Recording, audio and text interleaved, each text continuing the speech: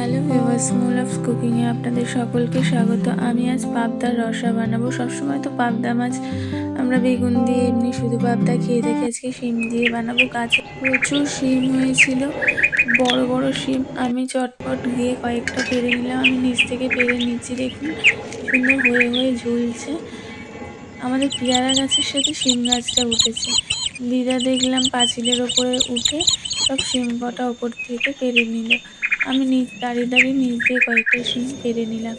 নিজেদের গাছের জিনিসের ব্যাপারই আলাদা। গাছ ভর্তি শিম হয়েছে, আমার যে কি পারতে মজা লাগছিল যে কি বলবো আপনাদের। যাই হোক, একদম ফ্রেশ, বিনা সারের এবং ভীষণই টেস্টি এই শিমগুলো। আজ বাবা পাবদা মাছ নিয়ে এসেছে। পাবদা মাছগুলো ধুয়ে ভালো করে পরিষ্কার করে নিলাম। এই পাবদা মাছগুলোর মধ্যে দিয়ে দিলাম নুন আর হলুদ। এবারে নুন আর হলুদ ভালো করে মাছের সাথে মাখিয়ে নিলাম। তারপরে একটা ফ্রাইং প্যান বসিয়ে দিলাম। তার মধ্যে দিয়ে দিলাম খানিকটা সর্ষের তেল। যতটা মাছ ভাজতে তেল লাগে সেরকমই তেল আমি দিয়ে দিয়েছি। তেলটা একটু গরম হয়ে গেলে এর মধ্যে একে একে পাবদা মাছগুলো দিয়ে দেবো। পাবদা মাছগুলো আমি ফ্রাই করে নেবো, ডিপ ফ্রাই করবো না, হালকাই একটু ফ্রাই করে নেবো। আপনাদের কেমন ইচ্ছে আপনারা সেগুলো ফ্রাই করতে পারেন।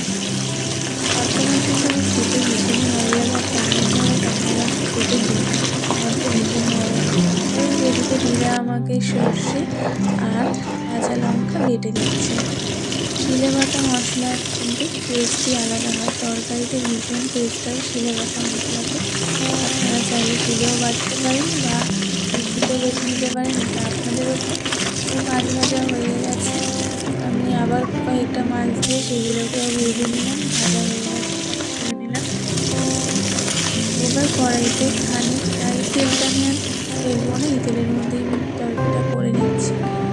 খানিকটা কালো জিরে দিলাম, তার মধ্যে পেঁয়াজ কুচি দিলাম।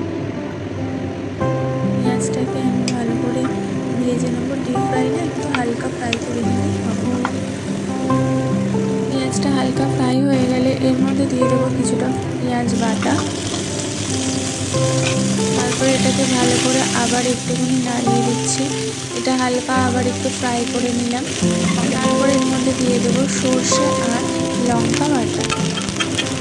আপনারা যেমন ঝাল খান সেই পরিমাণ অনুযায়ী দিয়ে দেবেন। তারপরে মশলাটা একটুখানি ভালো হতে দেবো, তার মধ্যে দিয়ে দেবো একটু হলুদ। আমি জলের মধ্যে হলুদটা গলিয়ে নিচ্ছি, আপনারা চাইলে এমনিও দিতে পারেন। যাই হোক, আমি এই জলের মধ্যে গুলিয়ে হলুদটা দিয়ে দিলাম, দিয়ে ভালো করে নেড়ে চেড়ে নিলাম। এবারে মশলাটা একটু ভালোভাবে কষাতে হবে, কয়েকটা টমেটোর টুকরো দিয়েছি। এবারে ভালো করে মশলাটা কষাতে হবে যতক্ষণ না মশলা থেকে তেল ছাড়ে। মশলা থেকে তেল ছেড়ে দিয়েছে, এবারে এর মধ্যে খানিকটা জল অ্যাড করে দেবো। এটাকে ভালো করে একটু নেড়ে চেড়ে এর মধ্যে কেটে রাখা শিমগুলো অ্যাড করে দেবো। তারপরে ভালো করে নাড়তে হবে, মশলার সাথে শিমগুলোকে ভালো করে মাখিয়ে নিতে হবে। তারপর আমি সামান্য পরিমাণের একটু নুন দিয়ে দিচ্ছি। আমার মনে হচ্ছে একটু নুন কম আছে, তাই আমি নুনটা দিয়ে দিলাম। তারপর এটাকে চাপা দিয়ে দিতে হবে। গ্যাসের ফ্লেমটাকে কিন্তু কম রাখতে হবে, নাহলে মশলাও পুড়ে যাবে এবং শিমটাও পুড়ে যাবে। গ্যাসের ফ্লেম কমিয়ে রেখে শিমগুলোকে ভালো করে সিদ্ধ করে নিতে হবে। দেখুন আমার শিমগুলো কিন্তু সিদ্ধ হয়ে গেছে। এবারে আমি এর মধ্যে জল আবার অ্যাড করে দিলাম। আপনারা যেরকম ঝোল খাবেন সেই অনুযায়ী জল অ্যাড করবেন। আমি একটুখানি এটা কষা কষাই করবো, তাই অল্প পরিমাণেরই জল দিলাম। দিয়ে এর মধ্যে পাবদা মাছগুলো দিয়ে দিলাম। একে একে সব পাবদা মাছগুলো আমি সাজিয়ে দিচ্ছি।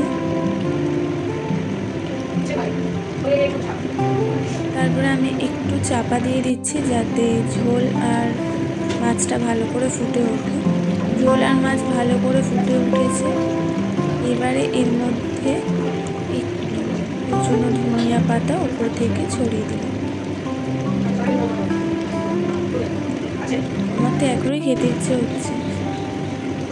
ধনিয়া পাতাগুলো দিয়ে দিয়েছি। এবার আমার তরকারি কিন্তু রেডি। এবারে আমি নামিয়ে নিলাম।